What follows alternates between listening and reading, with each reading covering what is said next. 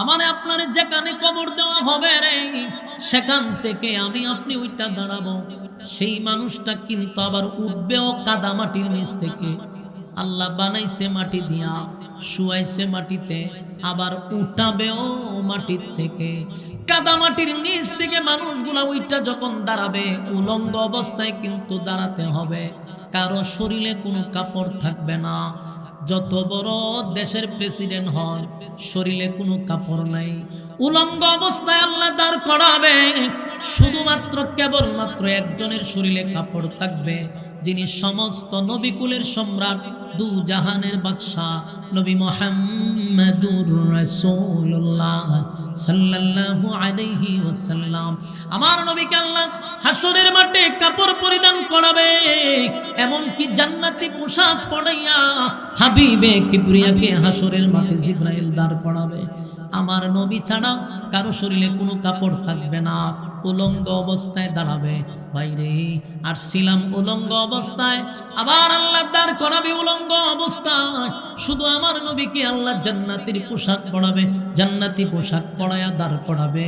আমার যুবক ভাইরা, আর নবী ছাড়া কারো শরীরে কোনো কাপড় থাকবে না। এই বিষয়টা নিয়ে আম্মা জান আয়েশা সিদ্দিকা রাদিয়াল্লাহু তাআলা আনহা নবীকে জিজ্ঞাসা করছিল, পয়গম্বর, হাসরের মাঠে কি সবাই উলঙ্গ হইয়া দাঁড়াইব? আল্লাহর নবী বলেন, আয়েশা গো, প্রত্যেকটা মানুষকে আল্লাহ উলঙ্গ অবস্থায় দাঁড় করাবে। আম্মা জান আয়েশার চেহারাটা মলিন হইয়া নবীর দিকে তাকায়া বলে, আগা নবীজি, আমরা না উম্মতের মা, আপনি নবীর স্ত্রী, এই হাসরের মাঠে আমাদেরকেও উলঙ্গ অবস্থায় দাঁড় করাবে। এই লজ্জা কোথায় রাখবো? এই লজ্জা কিভাবে ঢাকবো? আল্লাহর নবী বলেন, আয়েশা রে, এটা দুনিয়া না, দুনিয়া না, এটা কঠিন একটা জায়গা। সেই জায়গাতে কে উলঙ্গ, কার শরীরে কাপড় আছে গো, কার শরীরে কাপড় নাই, এটা তো দেখার সময় নাই। মানুষ সবাই উঠার সাথে সাথে বলবে, ইয়া রাব্বি নফসি নফসি নফসি। আল্লাহ, আমার কি উপায় হবে, আমার কি উপায় হবে? আদম নবীর থেকে নিয়া ঈসা রূহুল্লাহ পর্যন্ত সমস্ত নবী রাসূল যাদের কোনো গুনাহ নাই, নবীরা হলো মাসুম। আহলে সুন্নাত ওয়াল জামাতের আকীদা হলো কোন নবীরা গুনাহ করে নাই, সব নবীরা মাসুম। সেই মাসুম নবীরা পর্যন্ত বলবে, ইয়া রাব্বি নফসি, ইয়া রাব্বি নফসি। আল্লাহ, আমার কি উপায় হবে, আমার কি উপায় হবে? ও আয়েশা, সেদিন কি তোমার দিকে কেউ তাকাবে? পৃথিবীটা ক্ষণস্থায়ী, চিরস্থায়ী না। তাহলে আমরা এটার থেকে 100% নিশ্চিত যে আমরা পৃথিবীতে থাকবো না। কোনো সন্দেহ আছে? একটা আরেকটার মধ্যে ডাহে ভর কি পরিমাণ করছে চিন্তা করেন।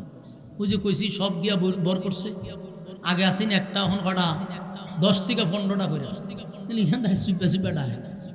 বিরক্ত করেন, সাবধান, বিরক্ত করেন। যারা শুনতেছে এদেরকে শুনতে দেন।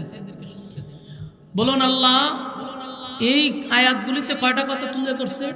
3টা। এই 3টা কথা জানার আগে আমরা এটা আগে নিশ্চিত হইলাম যে পৃথিবীটা কোনোভাবেই থাকার জায়গা না, এবং লক্ষাধিক নবী রাসূল আল্লাহ পাঠাইছে, কেউ থাকতে পারছে? আমাদের নবীও থাকতে পারছে না। তাহলে পৃথিবী থাকার জায়গা না, চলে যেতে হবে, এটা 100%। এই পৃথিবী চিরস্থায়ী থাকবে না। এক সময় আল্লাহ বিশ্ব পরিস্থিতির পরিসমাপ্তি ঘটায়া দিবে। বিশ্ব পরিস্থিতি থাকবে না, সব ধ্বংস করে দিবে। আল্লাহ নিজেও বলছেন, সব ধ্বংস করব, কুল্লু মান আলাইহা ফান, ধ্বংস করে দেব।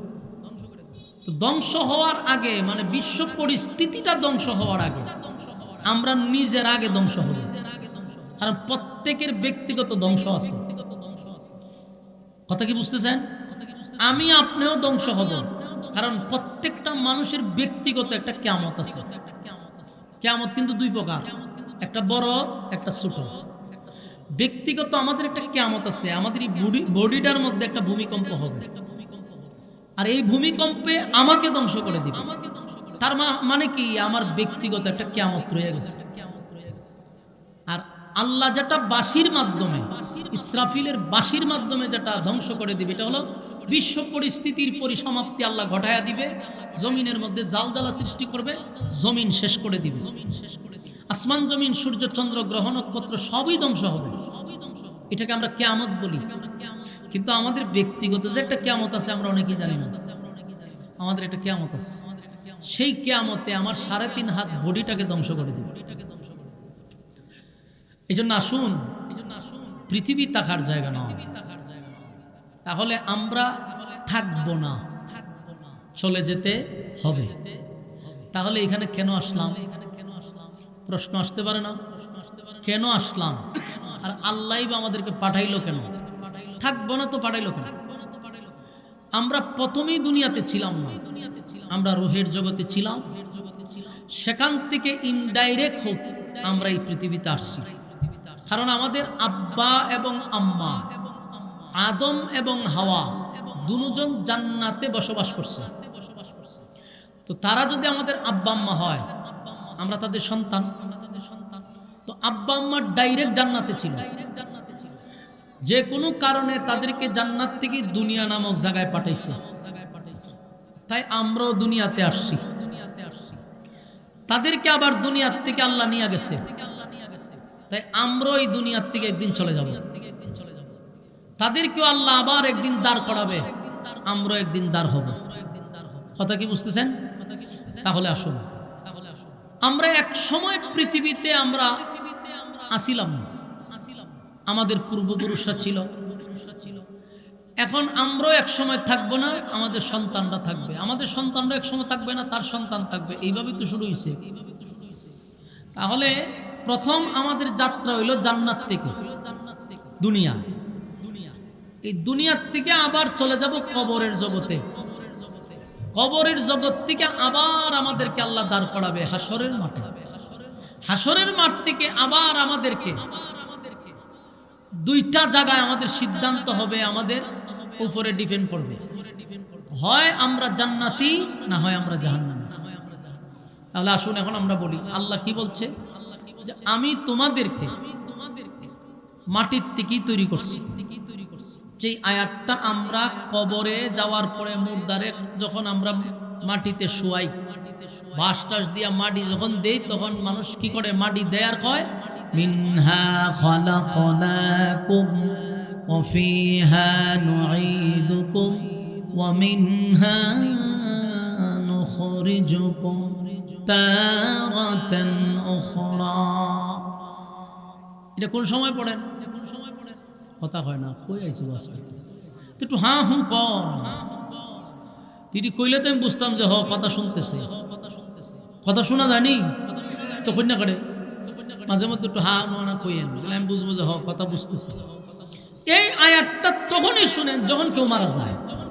আর মারা যাওয়ার পরে বাড়িতে পড়ে না, কোথায় পড়ে? কবরে। তারে শোয়ানোর পরে মাটি দেওয়ার সময় হয়। কেন এই আয়াতটা আমরা পড়ি?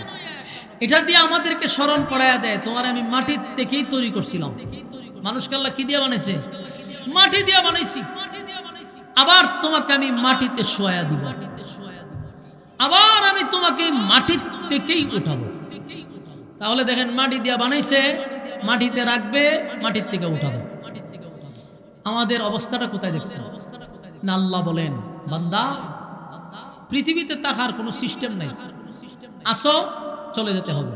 আমরা একটা সফরের মধ্যে আছি, দৌড়ুর আসলাম না, আইসি দৌড়াই বাংলাদেশ এই পৃথিবীতে আসছে। এখান থেকে আবার আমাদেরকে নিয়ে যাবে কবরে, কবর থেকে আবার উঠাবে হাসরে, হ্যাঁ বলছি রাতে, মিজানে, সব জায়গায় দৌড়তে হয়।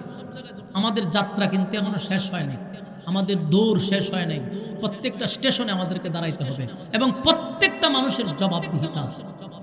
বলুন, জবাব ছাড়া থাক কোনো সুযোগ আছে?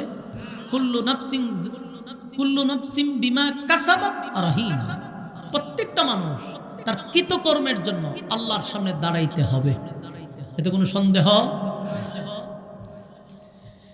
এই জন্য আসুন, আমাদের আশাটা এবং যাওয়াটা, আসার সময় প্রতিটা মানুষ কানতে কানতে আমরা আসি।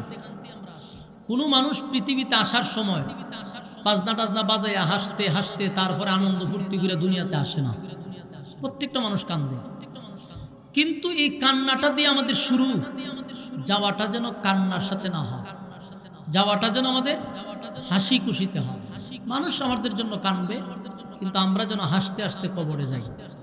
কারণ যখন আপনি পৃথিবীতে আসছেন আপনি একলা কাঁদছেন, কিন্তু ঘরের সবাই আপনার আসার আগমনে হাসছে, ঠিক না ঠিক? সবাই হাসছে, মা খুশি, বাবা খুশি, আত্মীয় স্বজন খুশি, কিন্তু আপনি একান্নে কাঁদছেন। সবাই আপনার আনন্দে আনন্দিত, কেউ মিষ্টি বিতরণ করছে, কিন্তু যাওয়ার সময়টায় যেন কেউ না হাসে। যাওয়ার সময় হাসাটা কিন্তু মারাত্মক। যাওয়ার সময় মানুষ আপনার জন্য কাঁদতে হবে, আর আপনি তখন হাসতে হাসতে যাবেন। আপনার যাওয়াটা যেন কান্নার সহিত না হয়, আর মানুষ যেন আপনার যাওয়ার সময় না হাসে। এখানে দুইটা পরিবর্তন, আসছিলাম কাঁদতে কাঁদতে, বিপরীত হলো যাব হাসতে হাসতে, আর মানুষ আমার জন্য কাঁদবে। কথা কোন ঠিক? এই জন্য এমন জীবন করহে গঠন, মরিলে হাসিবে তুমি, কাঁদিবে ভুবন। যেমন তার উদাহরণ বাস্তব, উসমান বিন হাদি, ঠিক না? মারা তো গেছে, এখনো তার জন্য মানুষ কান্দে, এখনো কান্দে। অথচ 16 বছর আমরা দেখছি কোন নেতা মারা গেলে মানুষ ইন্না লিল্লাহ পড়ে নাই, মানুষ পড়ছে আলহামদুলিল্লাহ। কোন নেতা যদি মারা গেছে তো কমেন্টসে লেখছে কি? আলহামদুলিল্লাহ। আর উসমান হাদি চলে যাওয়ার পরে আজও পর্যন্ত তার কবরে অনেক মানুষ কান্নাকাটি করে। কি ছিল? আমাদের কোনো আত্মীয় স্বজন ছিল, রক্তের সম্পর্ক ছিল না, কিন্তু তার কথা স্মরণ হইলে এখনো মানুষ কান্দে।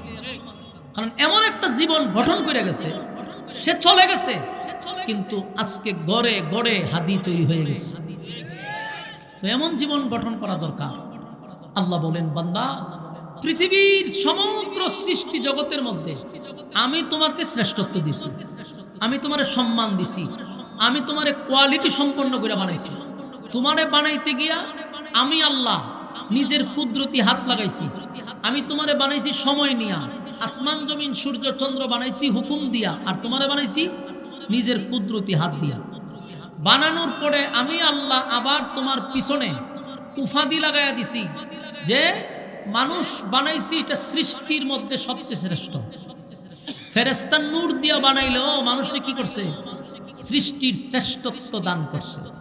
তো এত কোয়ালিটি সম্পূর্ণ করে বানানোর পরে যদি তুমি তোমার মন গড়া জিন্দেগি চালাও, আমার জমিনে হাঁটার পরে আমারই নাফরমানি করো, তাহলে এটা নিশ্চিত থাকো তোমার সামনে কিন্তু জবাবদিহিতা আছে। কথা ঠিক না ঠিক? তুমি ভাইবো না যে আমি তোমার একেবারে ছেড়ে দিব, কারণ এই সামান্য সময় পৃথিবীতে তোমারে পাঠাইছি, এটা শুধুমাত্র কেবলমাত্র একটা পরীক্ষার জন্য। কারণ তোমার দৌড় শেষ হয়েছে না, তো তুমি আসছো আবার চলে যাবা। এখানে কেন স্টেশনে দাঁড়াইছো? একটা পরীক্ষা দিবা। এখান থেকে তোমার দৌড় শেষ হয়েছে না, কবরের জগতে যাইবা, সেখান থেকে তোমাকে আরো দৌড়তে হবে, তোমার দৌড় শেষ হয়েছে না। তুমি যদি এখানেই মনে করো যে আমি আসছি এখানে একটু ঘুমাই, তো সময় তো চলে গেল। আমার যুবক ভাইরা, রব্বে কারীম বলেন, বান্দা, আমি তোমাকে মাটি থেকে তৈরি করলাম, মাটি দিয়া বানাইলাম। এই মাটি দিয়া বানানোর পরে আমি আবার তোমাকে ঠিক সময়ে মাটির মধ্যেই তোমাকে শোয়ানো হবে, আবার তোমাকে একদিন আমি মাটির থেকে দাঁড় করাবো। তাহলে মাটি দিয়া বানাইলো, মাটিতে শুয়াইলো, আবার মাটির থেকে উঠাইলো। আমাদের দৌড় কিন্তু শেষ হয় নাই, আমাদের দৌড় কিন্তু চলতেছে। আল্লাহ বলেন, প্রত্যেকটা মানুষ আমার সামনে দাঁড়াইয়া তার কৃতকর্মের জন্য আবার জবাব দিতে হবে।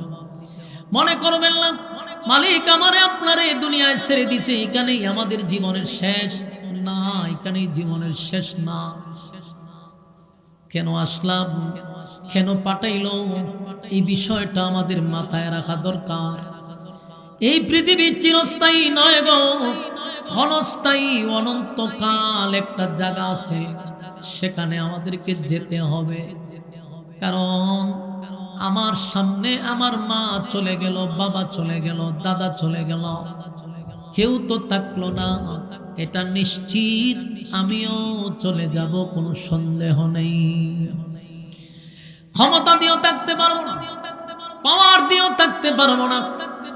এই যে আপনাদের এলাকার মুর্দাগানের ইসালে সওয়াব উপলক্ষে মাহফিলটা করছেন, আপনারা মহিষ মহিষার গ্রামের কত মানুষ ছিল যারা গত বছর এখানে ছিল, এই বছর নাই।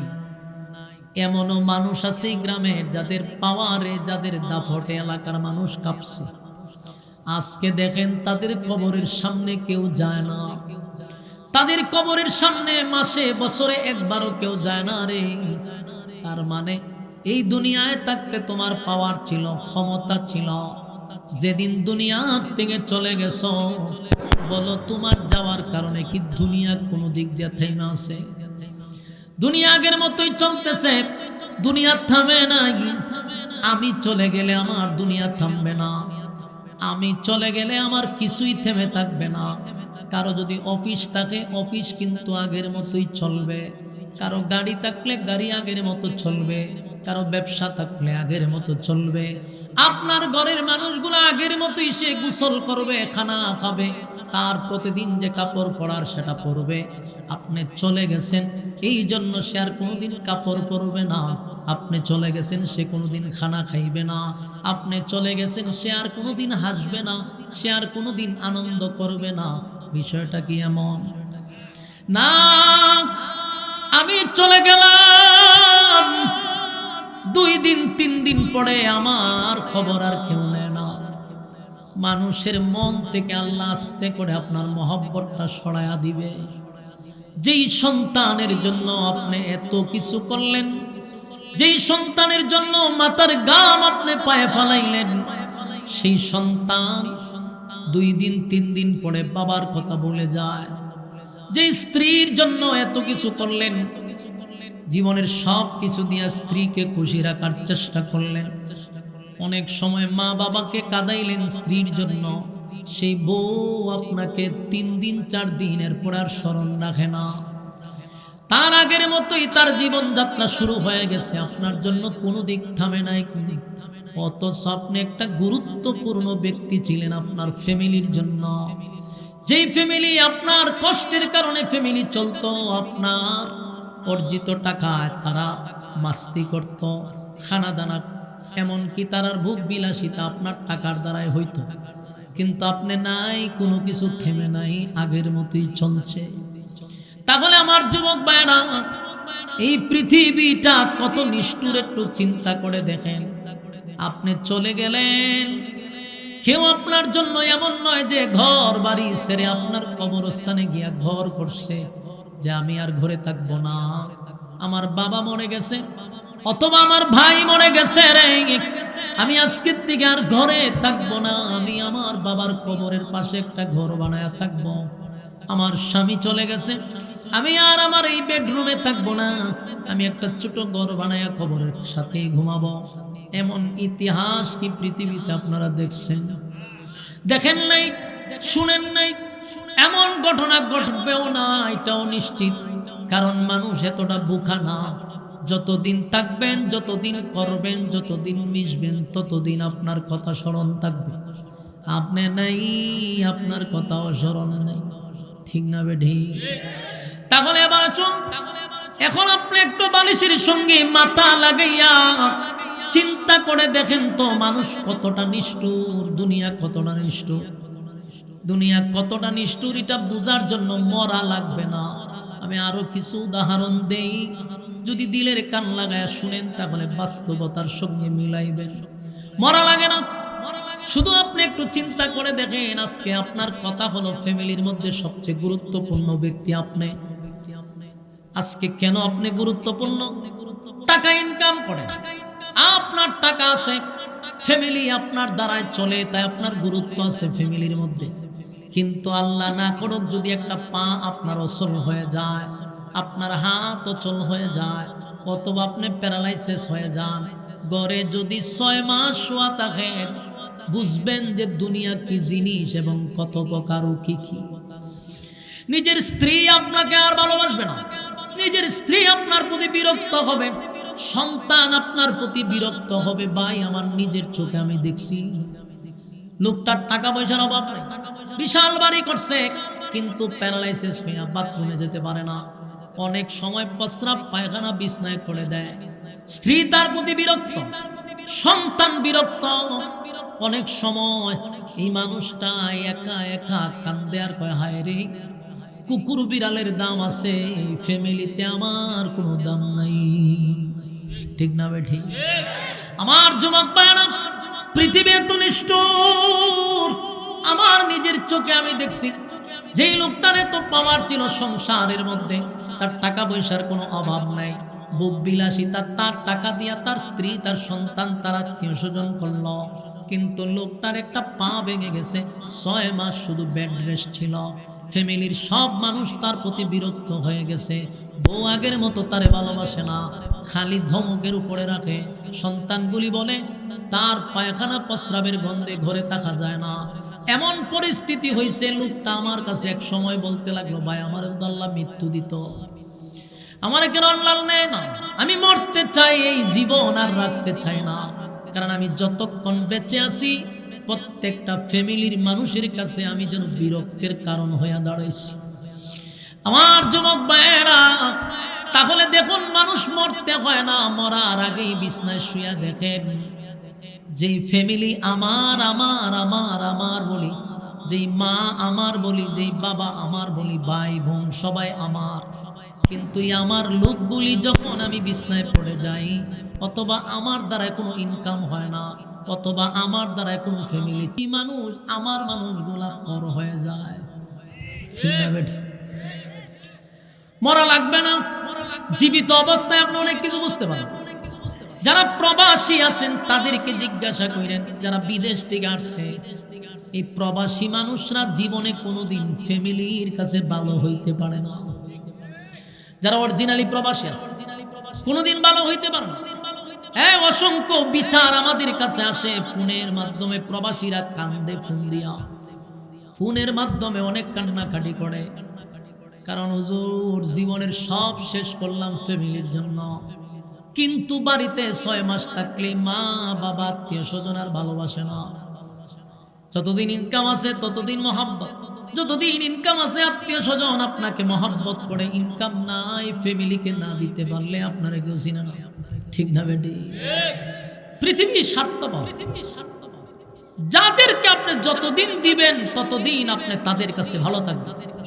দিবেন না, এরা এত ভয়ঙ্কর রূপ ধারণ করবে যা আপনি কল্পনা করতে পারবেন না। যেই লোকটাকে আপনি কিছু দেন নাই, সে আপনার এত বড় শত্রু হয় নাই। যাকে আপনি সবসময় দিয়ে আসছেন কিন্তু এখন দেওয়া বন্ধ করছেন, সে সবচেয়ে বড় শত্রু হয়ে দাঁড়ায়। কেন? আপনার অপরাধ কি? আপনি তো সবসময় দিচ্ছেন, এখন যে দিচ্ছেন না, এটাই তার 1 নাম্বার খুব আপনার উপরে।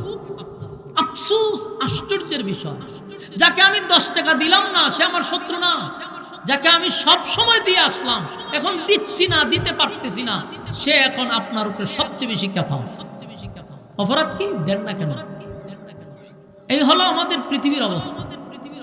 আল্লাহ বলে মানলাম, তাহলে একবার চিন্তা করে দেখ, পৃথিবীতে আমাদের একটাই কথা, থাকতে পারবো না, যাও থাকলাম, তারপরেও দেখেন এটা কোনো জীবন কয় না। এই জন্য আসুন, আল্লাহ বলে বান্দারে, দুনিয়ার মুখে পড়ে আমি যে উদ্দেশ্যে তোরে পাঠাইলাম সেই উদ্দেশ্য ভুলে যাস না। আমি কিন্তু অনর্থক তোদেরকে বানাই নাই। আল্লাহ বলেন, ওয়ামা খালাকতুল জিন্না ওয়াল ইনসা ইল্লা লিয়াবুদুন, মানব এবং দানব 2টা জাতিরে আমি বানাইছি শুধুমাত্র কেবলমাত্র আমার গোলামির জন্য। গোলামি যদি না করস, দুনিয়ায় কোনো শান্তি পাইলি না, পরকালেও শান্তির কোনো গ্রাণ পাবি না। কারণ আল্লাহ বলেন, আমি তোদেরকে একেবারে ছেড়েও দিব না। ইন্না জাহান্নামা কানাত মিরসাদা, নিশ্চয় তোদের জন্য জাহান্নাম কিন্তু উৎ পাইতা বইসা রইছে। আমি আল্লাহ জাহান্নামকে উৎ পাইতা রাখছি জাহান্নামীদেরকে ধরার জন্য। লিত্তাগিনা মাআবা, সীমালঙ্ঘনকারীদেরকে জাহান্নাম যখন ধরবে অস্তিত্ব থাকবে না। তাই আসুন, আমাদেরকে আল্লাহ স্মরণ করায়া দে, বান্দারে কিসের তো অহংকার, মাটি দিয়া বানাইলাম বান্দারে, আবার তোরে মাটিতেই রেখে দিব। হাজার হাজার কোটি টাকার মালিক যারা আছে, বলুন তাদের কবরের মধ্যে আর একজন ভিক্ষুকের কবরের মধ্যে কি কোনো পার্থক্য আছে? কথা ঘনা। আপনি মনে করেন আমাদের দেশের 3 বারের প্রধানমন্ত্রী খালেদা জিয়া যখন মারা গেছে, তার কবরের মধ্যে আর একজন ভিক্ষুকের কবরের মধ্যে কি কোনো পার্থক্য আছে? একই ঘর একই ডিজাইনের, তাও মাটির মধ্যে, কোনো পার্থক্য নাই। তাহলে আপনি 3 বারের প্রধানমন্ত্রী হওয়ার পরও আপনার যেই ঘর, একজন মানুষ রাস্তায় দাঁড়ায় ভিক্ষা করে, তারও একই ঘর। বলুন, ঘরের মধ্যে কোনো বেশ কম আছে? আপনি দেশের 3 বারের প্রধানমন্ত্রী হওয়ার পরে আপনাকে যেই কাপড় পরানো হয়েছে, একজন রাস্তার ভিক্ষুকরেও সেই কাপড় পরাই কবরে ঢুকাইছে, ঠিক না বেঠি? তাহলে পার্থক্য কোথায়? কোনো পার্থক্য নাই। আল্লাহ বলেন, আমার কাছে পার্থক্য হলো যে ঈমান আর নেক আমল লইয়া কবরে আসবে, তার মধ্যে পার্থক্য আছে। যার ঈমান নাই, নেক আমল নাই, আর যার ঈমান এবং নেক আমল আছে, তার মধ্যে পার্থক্য আছে, তার মধ্যে ব্যবধান আছে। আল্লাহ বলে, বান্দারে, এই কবর এমন একটা জায়গা, সেখানে তারই দাম আছে যার নেকি আছে, যার ঈমান আছে তার দাম আছে। ঈমান নাই, নেক আমল নাই, 4 পয়সার কোনো দাম নাই। প্রতিদিন আমাদেরকে কবরে ডাকে, মাটি আমাদেরকে ডাকে। আমরা বলতে পারি না, কিন্তু মাটি আমাদেরকে বলে, আমার উপর দিয়ে হাঁটতেছস, নাফরমানি করতেছস। আমি এমন একটা জায়গা, পোকামাকড়ের ঘর, আমি রাজা বাদশা চিনি না, আমি কারো নাম দাম শুনি না। আমার কাছে ঈমান আর নেক আমল নিয়ে আসলে আমি তারে সম্মান করব, আর আমার কাছে যদি ঈমান আর নেক আমল না লইয়া আসো, এটা যদি প্রধানমন্ত্রীও হয়, কোনো কাজ হবে না। বলুন, মাটিকে কাউরে ছাড় দিবে? মাটি বলে, এমন সিপা দিব, এই সিপা কেউ বাঁচতে পারবে না।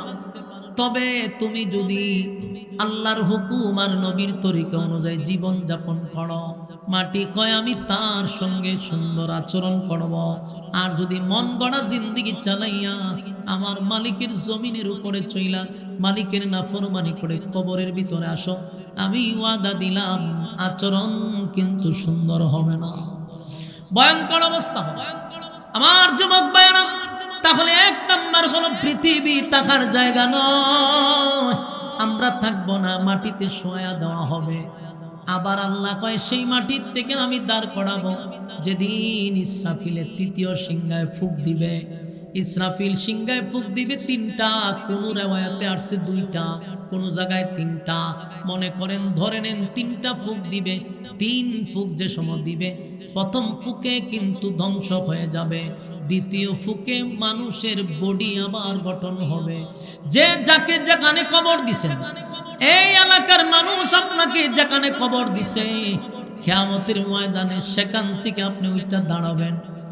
আশুগঞ্জের মানুষ হবিগঞ্জ গিয়া দাঁড়াবে না, হবিগঞ্জের মানুষ আশুগঞ্জ আইসা দাঁড়াবে না।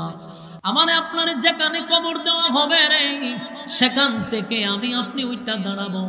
সেই মানুষটা কিন্তু আবার উঠবেও কাদা মাটির নিচ থেকে। আল্লাহ বানাইছে মাটি দিয়া, শুয়াইছে মাটিতে, আবার উঠাবেও মাটির থেকে। কাদা মাটির নিচ থেকে মানুষগুলা উইটা যখন দাঁড়াবে, উলঙ্গ অবস্থায় কিন্তু দাঁড়াতে হবে, কারো শরীরে কোনো কাপড় থাকবে না। যত বড় দেশের প্রেসিডেন্ট হন, শরীরে কোনো কাপড় নাই, উলঙ্গ অবস্থায় আল্লাহ দাঁড় করাবে। শুধুমাত্র কেবলমাত্র একজনের শরীরে কাপড় থাকবে, যিনি সমস্ত নবীকুলের সম্রাট, 2 জাহানের বাদশা, নবী মুহাম্মদুর রাসূলুল্লাহ সাল্লাল্লাহু আলাইহি ওয়াসাল্লাম। আমার নবীকে আল্লাহ হাসরের মাঠে কাপড় পরিধান করাবে, এমন কি জান্নাতি পোশাক পরাইয়া হাবিবে কিবরিয়াকে হাসরের মাঠে জিবরাইল দাঁড় করাবে। আমার নবী ছাড়া কারো শরীরে কোনো কাপড় থাকবে না, উলঙ্গ অবস্থায় দাঁড়াবে। বাইরে আর ছিলাম উলঙ্গ অবস্থায়, আবার আল্লাহ দাঁড় করাবে উলঙ্গ অবস্থায়। শুধু আমার নবীকে আল্লাহ জান্নাতের পোশাক পরাবে, জান্নাতি পোশাক পরায়া দাঁড় করাবে। আমার যুবক ভাইরা, আর নবী ছাড়া কারো শরীরে কোনো কাপড় থাকবে না। এই বিষয়টা নিয়ে আম্মা জান আয়েশা সিদ্দিকা রাদিয়াল্লাহু তাআলা আনহা নবীকে জিজ্ঞাসা করছিল, পয়গম্বর, হাসরের মাঠে কি সবাই উলঙ্গ হইয়া দাঁড়াইব? আল্লাহর নবী বলেন, আয়েশা গো, প্রত্যেকটা মানুষকে আল্লাহ উলঙ্গ অবস্থায় দাঁড় করাবে। আম্মা জান আয়েশার চেহারাটা মলিন হইয়া নবীর দিকে তাকায়া বলে, আগো নবীজি, আমরা না উম্মতের মা, আপনি নবীর স্ত্রী, এই হাসরের মাঠে আমাদেরকেও উলঙ্গ অবস্থায় দাঁড় করাবে, এই লজ্জা কোথায় রাখবো? এই লজ্জা কিভাবে ঢাকবো? আল্লাহর নবী বলেন, আয়েশা রে, এটা দুনিয়া না, দুনিয়া না, এটা কঠিন একটা জায়গা। সেই জায়গাতে কে উলঙ্গ? কার শরীরে কাপড় আছে গো, কার শরীরে কাপড় নাই? এটা তো দেখার সময় নাই। মানুষ সবাই উঠার সাথে সাথে বলবে, ইয়া রাব্বি নফসি নফসি নফসি। আল্লাহ, আমার কি উপায় হবে? আমার কি উপায় হবে? আদম নবীর থেকে নিয়া ঈসা রূহুল্লাহ পর্যন্ত সমস্ত নবী রাসূল যাদের কোনো গুনাহ নাই, নবীরা হলো মাসুম। আহলে সুন্নাত ওয়াল জামাতের আকীদা হলো কোন নবীরা গুনাহ করে নাই, সব নবীরা মাসুম। সেই মাসুম নবীরা পর্যন্ত বলবে, ইয়া রাব্বি নফসি, ইয়া রাব্বি নফসি। আল্লাহ, আমার কি উপায় হবে? আমার কি উপায় হবে? ও আয়েশা, সেদিন কি তোমার দিকে কেউ তাকাবে? তুমিও কি কারো দিকে তাকাবে না? সেদিন মানুষ হাসরের মাঠে কাদা মাটির নিচ থেকে যখন ওইটা দাঁড়াবে, মানুষ পাগলের মতো ছুটাছুটি করতে থাকবে আর বলবে, ইয়া রাব্বি নফসি নফসি নফসি। আল্লাহ, আমার কি উপায় হবে? ওই যে মানুষ উপরের দিকে তাকাইব, 1000 বছর চলে যাবে, একবারও নিচের দিকে তাকায়া দেখার সময় পাবে না। বড় ভয়ানক একটা অবস্থা। মানুষ আতঙ্কে থাকবে গো। সেদিন আল্লাহর তর্জন গর্জন শুরু হবে, তর্জন গর্জন শুরু হবে। সেদিন হিসাব নিকাশের দিন। আল্লাহ হবে মালিক ইয়াউমিদ্দিন। সেদিন আল্লাহ হবে বিচারক, ইনসাফের বিচার শুরু করবে। মালিক যখন বিচারক হবে, বিচারের মাঠ কায়েম হবে। সেখানেও দুইটা বিষয়। একটা হলো যারা দুনিয়ার জমিনে আল্লাহর হুকুম নবীর তরিকায় জীবন যাপন করছে, তাদেরকে নবীর বরকতি হাতের পানি পান করাইয়া আল্লাহ আরশের ছায়ার নিচে বসার সুযোগ করে দিবে। আর কিছু মানুষ রোদের তাপে মাথার মগজগুলি গলে গলে পড়তে থাকবে, আর জিহ্বাটা কুকুরের মতো বাহির হয়ে যাবে, পানির পিপাসায় কলিজা ফেটে যাবে। মানুষগুলি দৌড়াদৌড়ি করতে থাকবে, ছোটাছুটি করতে থাকবে। কারণ হাসরের মাঠে 3টা সময় হলো সবচেয়ে ভয়ানক, সবচেয়ে ভয়ঙ্কর, সবচেয়ে আতঙ্কের সময়। এই 3টা সময় গোটা হাসরের মাঠে সবচেয়ে ভয়ঙ্কর, সবচেয়ে আতঙ্ক 3টা সময়। একটা হলো এই আমল নামা যখন দিবে, এটা কি বাম হাতে দিবে না ডান হাতে দিবে, এই চিন্তায় মানুষ বৃদ্ধ হয়ে যাবে, এই চিন্তায় মানুষ অস্থির হয়ে যাবে। কারণ কার ডান হাতে আসবে, কার বাম হাতে আসবে, এই চিন্তায় মানুষ পাগলের মতো হয়ে যাবে। কারণ এমন একটা পরিস্থিতি শুরু হবে রে, যখন কাউকে বাম হাতে আমল নামা দেওয়া হবে। আপনি তো দেখতেছেন যে একজনকে বাম হাতে আমল নামাটা দিছে, এই যে দেওয়ার সিস্টেম দেখে অনেকের কলিজা শুকায়া যাবে। মানুষকে স্বাভাবিকভাবে বাম হাতে আমল নামা দিবে না। অনেক সময় বলা হয়েছে বাম হাতটারে বুক বরাবর ঢোকাবে, ছিদ্র করে টেনে হেসড়ে পিছন দিকে বাহির করা হবে। এই বাহির করার পরে গার মাথা থাকবে সামন দিকে, এটারে মুসরাইয়া গার নিবে পিছন দিকে। কি বুঝলেন? সেদিন মরবেন না। মনে করতেছেন মরিতে যাব না, মরণ নাই, মরণ নাই, মরণ নাই, মরণ নাই। জাহান্নামেও মরণ নাই, জান্নাতেও মরণ নাই। মরণ বস্তু নামক জিনিসটারে আল্লাহ মাইরা ফলাইব। আর কোনো দিন মরবেন না। জাহান্নামে গেলেও মরবেন না, জান্নাতে গেলেও মরবেন না। এই মানুষগুলার ঘাড়গুলি ভেঙে পিছন দিকে নেওয়া হবে রে, কলিজাটা মাঝখান দিয়া ফাটাইয়া তারপরে হাতটা ঢুকাবে। এই পরিস্থিতি যদি আমি আপনি দেখি, বলুন আমাদের অস্তিত্ব থাকবে? এই জন্য আমল নামা দেওয়া নেওয়ার সময় সবচেয়ে ভয়ঙ্কর একটা সময়। কার ডান হাতে আসে, কার বাম হাতে আসে, এই চিন্তায় মানুষ অস্থির হয়ে যাবে, মানুষ পাগল পাড়া হয়ে যাবে। আর বলতে থাকবে, ইয়া রাব্বি নফসি নফসি নফসি। আল্লাহ, আমার কি উপায় হবে, আমার কি উপায় হবে? শুধু এতটুকু নয় গো, একদিকে এরকম অবস্থা, অন্যদিকে জাহান্নাম ওইদিকে আওয়াজ করবে, গর্জন দিবে, তর্জন করবে। জাহান্নামও আওয়াজ করতে থাকবে, আল্লাহ আমার পেটে প্রচন্ড খিদা, নাফরমানদেরকে আমার পেটের ভিতরে ঢুকায়া দেন। জাহান্নাম তর্জন গর্জন করবে, আল্লাহ বলবেন জাহান্নামকে আটকা। জাহান্নামকে ফেরেশতারা, হাজার হাজার ফেরেশতারা জাহান্নামকে শিকল দিয়া বেঁধে রাখবে, কিন্তু জাহান্নামকে আটকে রাখতে পারে না। জাহান্নাম জাহান্নামীদেরকে ধরার জন্য অন্যদিকে একটা তর্জন গর্জন শুরু করবে, আর ওইদিকে মানুষ দেখতে থাকবে, কারো হাতে ডান হাতে, কারো বাম হাতে। পরিস্থিতিটা এতটা ভয়ানক হবে, এতটা ভয়ানক হবে, কারণ আল্লাহ যেদিন বিচার করবে সেদিন কোনো বেইনসাফি বিচার করবে না। মালিক যখন বিচার করবে সেটাই হবে ইনসাফের বিচার। বলুন সেখানে কোনো বেইনসাফি হবে? কথা হয় না। বিচারকের সাক্ষীর দরকার নেই। আমরা বাংলাদেশে যে কোনো জায়গায় বিচার করতে হলে উকিল লাগে, সাক্ষী লাগে, ঠিক না বেঠিক? একজন অপরাধীকে অপরাধী বানাইতে গেলে সাক্ষী প্রমাণ যথেষ্ট, উকিল লাগে। কিন্তু আল্লাহ যখন বিচার করবে সেখানে অন্য কেউ আপনার বিরুদ্ধে, আপনার পক্ষে সাক্ষী দেওয়া লাগবে না। আল্লাহ আপনার মুখটাকে বন্ধ করে দিবে, হাতগুলা কথা বলবে, পা গুলা কথা বলবে, সব কিছু যখন আপনার বিরুদ্ধে চলে যাবে আপনি শুধু তাকায়া থাকবেন, কারণ মুখ বন্ধ। হাত কথা বলবে গো, পা গুলি কথা বলবে। এই ওয়াজ যখন আজ থেকে 30 বছর আগে কেউ করতো, আমরা শুনতাম, মাঝে মধ্যে চিন্তায় পড়ে যেতাম, হাত আবার কেমনে কথা হয়, পা কেমনে কথা হয়, মাথায় ধরতো না। চিন্তার পড়ে যেতাম কিভাবে হাত কথা বলে, পা কথা বলে। কিন্তু প্রযুক্তি এতটা আপডেট হইল, এতটা উন্নত হলো, এখন কিন্তু আমরা ধারণা করতে পারি যে আল্লাহ কিভাবে হাত দিয়া কথা বলাবে। দেখেন না, AI বাইর হইয়া গাড়িও কথা হয়, ঠিক না বেঠিক? জুতায় কথা হয়, বাদামে কথা হয়, খেলনায় কথা হয়, সব কিছুই কথা হয়। কথা হয় না? দি সব যদি কথা বলতে পারে AI দিয়া, প্রযুক্তির মাধ্যমে যদি বুঝানো যায় কারো হাত নাই, AI হাত লাগায় দেয়, ফা নাই ভাও লাগায় দেয়, ঠিক না বেটি?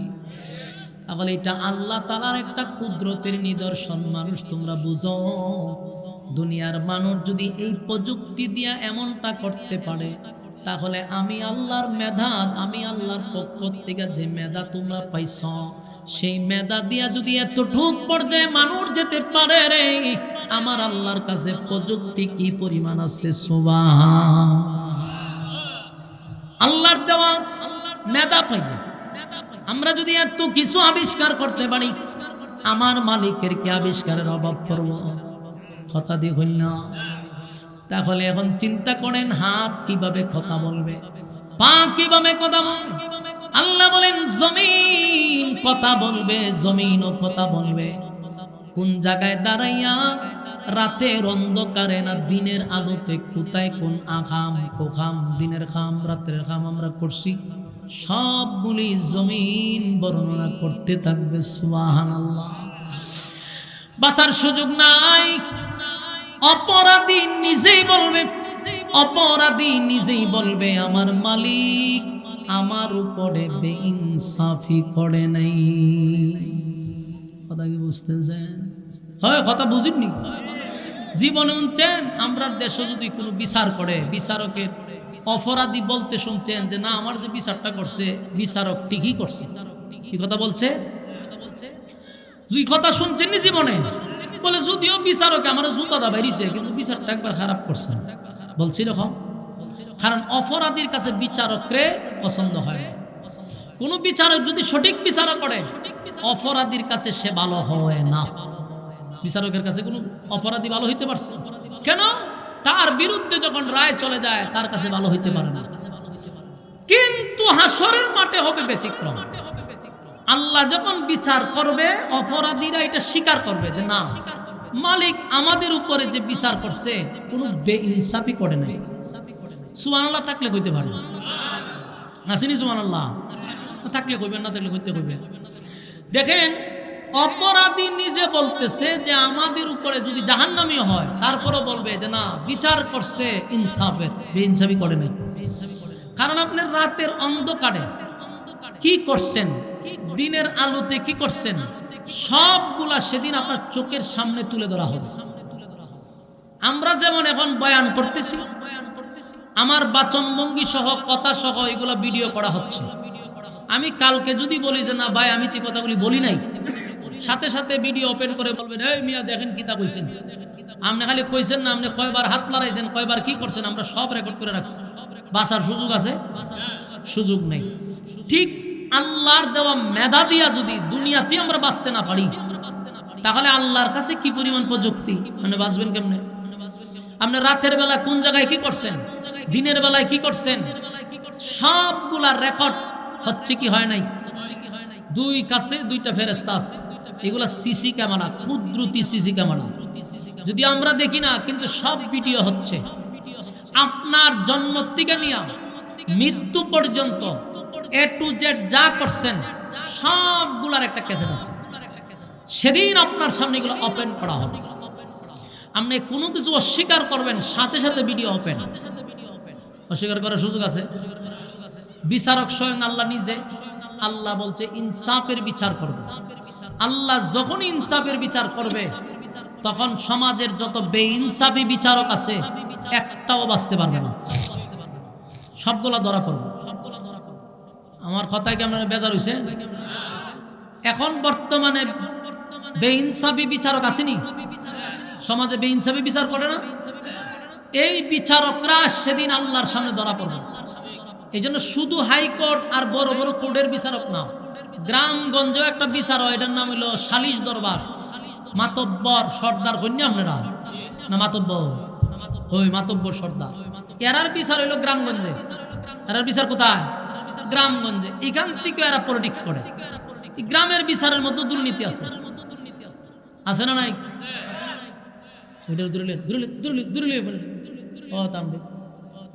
বর করছে গিয়া, বর করছে সুরা ফেরে ফুদো 10টা করে বর করছে। হ্যাঁ, কথা কি বুঝতেছেন? খালি কি দুর্নীতি হাইকোর্ট, উচ্চ আদালতে না নিম্ন আদালত, যেটা আমরা গ্রামগঞ্জে চলে, এটার মধ্যে দুর্নীতি আছে। ওমায় একদিনের বিচার, এটা নাকি 2 সপ্তাহ, 2 সপ্তাহের জায়গা নেই 8 সপ্তাহ হুদাহুদি গুড়া। হ্যাঁ, নিরহ অসহায় মানুষগুলারে ভুগায়। তুই গ্রামের একটা সর্দাইরা, তোর তো ভাবার কথা, এই ছোট্ট একটা বিচার রেহে 3 দিন 4 দিন ঘুরাই, এখানে একটা পলিটিক্স করে।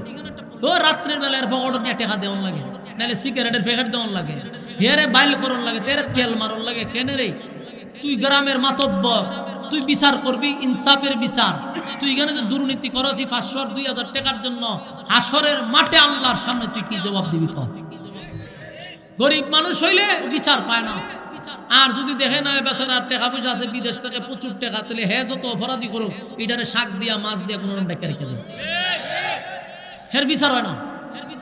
এই যে দুর্নীতি চলতেছে গ্রাম থেকে নিয়ে, এগুলার জন্য আল্লাহর সামনে জবাবদিহি করতে হবে। সেদিন সমস্ত বেইনসাফি বিচারকগুলো আল্লাহর সামনে ধরা পড়বে। ঠিক না বেঠি? ধরা পড়তে হবে। ফিরের সামরা সেদিন তুলে ফেলবে। আল্লাহ সেদিন ইনসাফের বিচার করবে, কারো প্রতি কোনো বেইনসাফি আল্লাহ করবে না। যখন বিচার শুরু হইব, তখন তো সব গিয়া দাঁড়াইব। 3টা দল হবে। একটা দল হবে আবার ভিআইপি, ইল্লা আসহাবাল ইয়ামিন। ভিআইপি একটা দল আছে, এরার কাছ থেকে আল্লাহ কোনো হিসাবই নিবে না, বিনা হিসাবে এরা জান্নাত দিয়ে দিবে। সুবহানাল্লাহ, সুবহানাল্লাহ। এই জন্য সবসময় আল্লাহর কাছে দোয়া করা, মালিক হিসাব যদি আপনি চান, আমরা কি হিসাব দিতে পারবো? কথা কই, আল্লাহ যদি আমাদের কাছে হিসাব চায়, হিসাব দেওয়ার যোগ্যতা নাই। রাসূলকে একবার সাহাবায়ে কেরাম জিজ্ঞাসা করছে, হুজুর আল্লাহ যদি আপনার কাছে হিসাব চায়? সাহাবায়ে কেরামকে আল্লাহ রাসূল বলল, আমার কাছে আল্লাহ হিসাব চাইবে না, কিন্তু যদি চাইতো আমি নবীও হিসাব দেওয়ার যোগ্যতা রাখি না। সুবহানাল্লাহ, সুবহানাল্লাহ। আপনি চিন্তা করছেন, নবী বলতেছে আমার কাছে তো হিসাব চাইবে না, কিন্তু যদি আল্লাহ চাইতো আমার দেওয়ার কোনো যোগ্যতা নাই, তাহলে আমি আপনি হিসাব দিব কিভাবে? হিসাব দেওয়ার ক্ষমতা আছে আমাদের?